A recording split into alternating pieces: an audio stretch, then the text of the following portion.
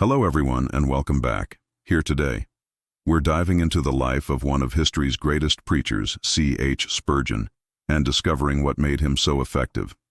In our last lesson, we saw how Spurgeon honed his preaching skills, turning raw talent into masterful communication. But there's another secret to his success, one that might surprise you. It was his unique approach to self-promotion. Yes, you heard me right, self-promotion. And before you dismiss it as something underhanded, hear me out. Spurgeon didn't play dirty games or spread rumors. Instead, he used the media of his day to spread the gospel. He saw the power of publicity and knew how to use it to reach more people with his message. Before we dive into this surprising strategy, I want to ask you a question. How do you promote yourself? Do you brag and boast, or do you let your actions speak for you? Let's find out how Spurgeon managed to become one of the most famous preachers of his time without compromising his integrity. Our third lesson takes us into the heart of Spurgeon's brilliance as a preacher. At first glance, his sermons seem like pure inspiration, as if the words just flow effortlessly from his lips. However, what many don't realize is that this apparent spontaneity was actually the result of meticulous planning and preparation. For Spurgeon, every sermon was the culmination of hours of intense study, prayer, and reflection. He didn't take to the pulpit without having thoroughly examined the scriptures and crafted a compelling message. Now you might be thinking, why is this important? Why do I need to know about Spurgeon's preparation habits? Well, as a fellow student of the Word, I believe understanding what went into his sermons can help us improve our own preaching and communication skills.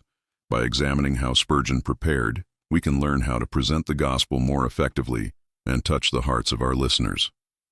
So if you're ready to dig deeper into the mind of a master communicator, let's get started. As we look into Spurgeon's sermon preparation, remember that this wasn't just a job for him. It was a calling, a sacred responsibility before God. He approached preaching with a deep sense of reverence, knowing the profound impact his words could have on the spiritual lives of those who listened. His commitment to excellence in preaching stemmed from his genuine love for people and his desire to lead them closer to God.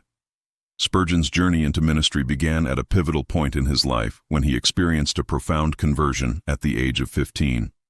This transformative event ignited a passion within him to share the gospel and help others find salvation. At 17, he took on the role of pastor at the small Baptist church of Waterbeach, where his exceptional preaching abilities soon drew larger crowds from neighboring villages. Despite his young age, Spurgeon displayed an unwavering dedication to preparation, a habit he maintained throughout his life. He established a daily routine that consisted of waking up at 6 a.m. for 2 hours of intensive Bible study and prayer. This rigorous schedule set the foundation for his future success, demonstrating that greatness often begins with diligent effort. His systematic approach to sermon preparation was evident from the start. He didn't believe in impromptu speaking, although he was capable of remarkable spontaneous eloquence. Spurgeon understood the importance of careful preparation and made sure to study his texts thoroughly before preaching. His preparation methods evolved over time, but some key elements remained constant throughout his career. One of Spurgeon's most notable characteristics was his extensive personal library. He amassed a collection of more than 12,000 volumes, a remarkable feat considering his humble beginnings and the limited resources available during the 19th century. Spurgeon was a voracious reader and regularly consumed works of theology, church history, saints' biographies, philosophy, and general literature. He believed that a preacher should be a well-rounded individual, capable of connecting biblical truths with diverse human experiences. Spurgeon's sermon creation process was both methodical and creative. He often worked on several sermons simultaneously, allowing ideas to mature over weeks or even months. His typical sermon structure included a clear and logical progression. He usually opened with an engaging introduction that connected with his audience's experiences. Then he delved into the biblical text, expounding its meaning and significance. Each sermon had between 3 and 5 main points that he articulated clearly and persuasively. Furthermore, he made sure to include specific practical applications and finish with a powerful evangelistic conclusion. While preparing his sermons, Spurgeon paid close attention to the language he used. He aimed to make his sermons both intellectually stimulating and emotionally impactful.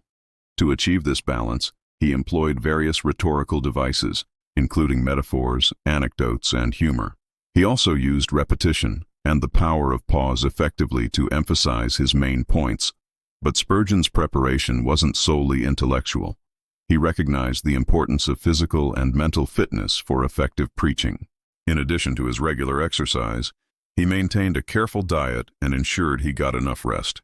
He frequently walked long distances while meditating on his sermons, believing that physical movement helped stimulate mental clarity. During these walks, he would refine his arguments, develop illustrations, and memorize key points. To understand how Spurgeon's preparation influenced his delivery, let's look at his public appearances. When Spurgeon arrived at the Metropolitan Tabernacle, renowned for its capacity to seat 6,000 people, his reputation for thorough preparation had already preceded him. Despite preaching to large and diverse audiences, Spurgeon never compromised on his standards. He preached 3 times a week and maintained the same level of preparation for each sermon. This commitment was evident in his preaching style, which was confident yet relaxed.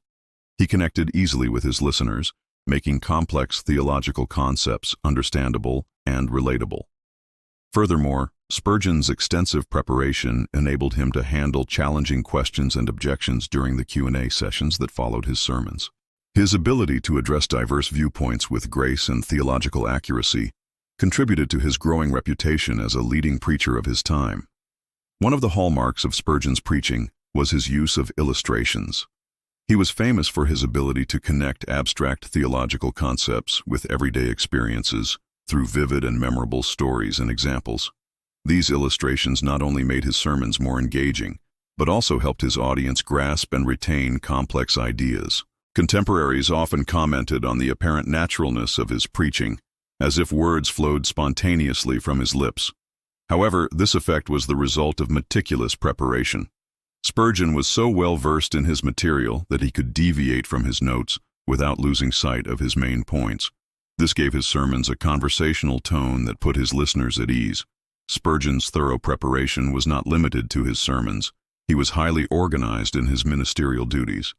He kept detailed records of his sermons and regularly edited and published them for distribution. This practice resulted in the publication of more than 3,500 sermons during his lifetime, a literary legacy that continues to influence preachers worldwide. The secret behind Spurgeon's effectiveness as a preacher wasn't just his intelligence or charisma. It was his unwavering commitment to preparation. He understood that the impact of his sermons depended not only on the quality of his insights, but also on his ability to communicate them clearly and passionately. So what can we learn from Spurgeon's approach to preaching? First, preparation is crucial for effective communication. Whether you're preparing a presentation at work or delivering a speech at a community event, taking the time to plan and rehearse will make a significant difference. Second, passion and preparation go hand in hand. Spurgeon's genuine love for people and his desire to help them grow spiritually fueled his dedication to preparation. Finally, feedback is essential for improvement. Just as Spurgeon learned from his mentors and peers, we must be open to constructive criticism and willing to adjust our communication styles based on feedback from others. By embracing these lessons, we can strive to emulate Spurgeon's excellence in communication and become more effective in our own endeavors. Let's apply these principles to our own lives and see how they can help us become better communicators and more effective in our pursuits. What are your thoughts on Spurgeon's approach to preaching? How has his example inspired you to improve your own communication skills? Share your insights and experiences in the comments below. Don't forget to hit the like button if you found this video helpful and subscribe for more insightful content. Thanks for joining me on this journey of discovery.